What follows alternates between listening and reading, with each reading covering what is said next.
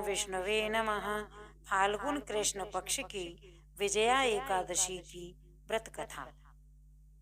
धर्मराज युधिष्ठिर बोले, हे जनार्दन, फाल्गुन मास के कृष्ण पक्ष की एकादशी का क्या नाम है तथा उसकी विधि क्या है, सो सब प्रकार पूर्वक कहिए। श्री भगवान बोले कि हे राजन, फाल्गुन मास की कृष्ण पक्ष की एकादशी का नाम विजया एकादशी है। इसके व्रत के प्रभाव से मनुष्य को विजय प्राप्त होती है। यह सब व्रतों से उत्तम व्रत है। इस विजया एकादशी के महात्म के श्रवण करने से या पढ़ने से समस्त पाप नष्ट हो जाते हैं। एक समय देवर्षि नारद जी ने जगत पिता ब्रह्मा जी से कहा कि महाराज, आप मुझे फाल्गुन मास के कृष्ण पक्ष की विजया एकादशी का विधान बताइए। ब्रह्मा जी कहने लगे, हे नारद, विजया एकादशी का व्रत पुराने तथा नए पापों को नष्ट करने वाला है। इस विजया एकादशी की विधि मैंने आज तक किसी से भी नहीं कही। यह समस्त मनुष्यों को विजय प्रदान करता है। त्रेता युग में मर्यादा पुरुषोत्तम श्री रामचंद्र जी को जब 14 वर्ष का वनवास हो गया, तब वे श्री लक्ष्मण तथा सीता जी के सहित पंचवटी में निवास करने लगे। वहां पर दुष्ट रावण ने जब सीता जी का हरण किया, तब इस समाचार से श्री रामचंद्र जी तथा लक्ष्मण अत्यंत व्याकुल हुए और सीता जी की खोज में चल दिए। घूमते घूमते जब वे मरणासन जटायु के पास पहुंचे, तो जटायु उन्हें सीता जी का वृत्तांत सुनाकर स्वर्गलोक चला गया। कुछ आगे जाकर उनकी सुग्रीव से मित्रता हुई और बाली का वध किया। हनुमान जी ने लंका में जाकर सीता जी का पता लगाया और उनसे श्री रामचंद्र जी एवं सुग्रीव की मित्रता का वर्णन किया।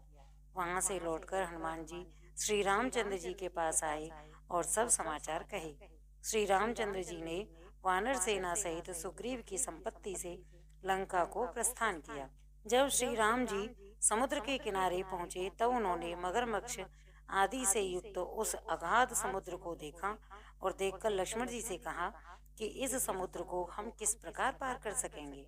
श्री लक्ष्मण जी कहने लगे, हे पुराण पुरुषोत्तम, आप आदि पुरुष हैं, सब कुछ जानते हैं। यहाँ से आधा योजन दूर पर कुमारी द्वीप में बकदालभ्य नाम के मुनि रहते हैं। उन्होंने अनेकों ब्रह्मा देखे हैं। आप उनके पास जाकर इसका उपाय पूछिए। लक्ष्मण जी के इस प्रकार के वचन सुनकर श्री रामचंद्र जी बकदालभ्य ऋषि के पास गए और उनको प्रणाम करके बैठ गए। मुनि ने भी उनको मनुष्य रूप धारण किए हुए पुराण पुरुषोत्तम समझकर उनसे पूछा, हे राम, आपका आना कैसे हुआ? रामचंद्र जी कहने लगे, हे ऋषि, मैं अपनी सेना सहित यहाँ आया हूँ और राक्षसों को जीतने के लिए लंका जा रहा हूँ। आप कृपा करके समुद्र पार करने का कोई उपाय बतलाइए। मैं इसी कारण आपके पास आया हूँ। बगदालभ्य ऋषि बोले, हे राम, फाल्गुन मास के कृष्ण पक्ष की एकादशी का नाम विजया एकादशी है। इसका व्रत करने से निश्चय ही आपकी विजय होगी, साथ ही आप समुद्र भी अवश्य पार कर लेंगे। इस व्रत की विधि यह है कि दशमी के दिन स्वर्ण, चांदी, तावा या मिट्टी का एक घड़ा बनावे। उस घड़े को जल से भरकर तथा पंच पल्लव रख कर के वेदिका पर स्थापित करें। उस घड़े के नीचे सतनजा और ऊपर जौ रखें। उस पर श्री नारायण भगवान की स्वर्ण की मूर्ति स्थापित करें। एकादशी के दिन स्नान आदि से निवृत्त होकर धूप, दीप, नैवेद्य, नारियल आदि से भगवान का पूजन करें। तत्पश्चात घड़े के सामने बैठकर दिन व्यतीत करें और रात्रि को भी उसी प्रकार बैठे रहकर जागरण करें। द्वादशी के दिन नित्य नियम से निवृत्त होकर उस घड़े को ब्राह्मण को दे देवें।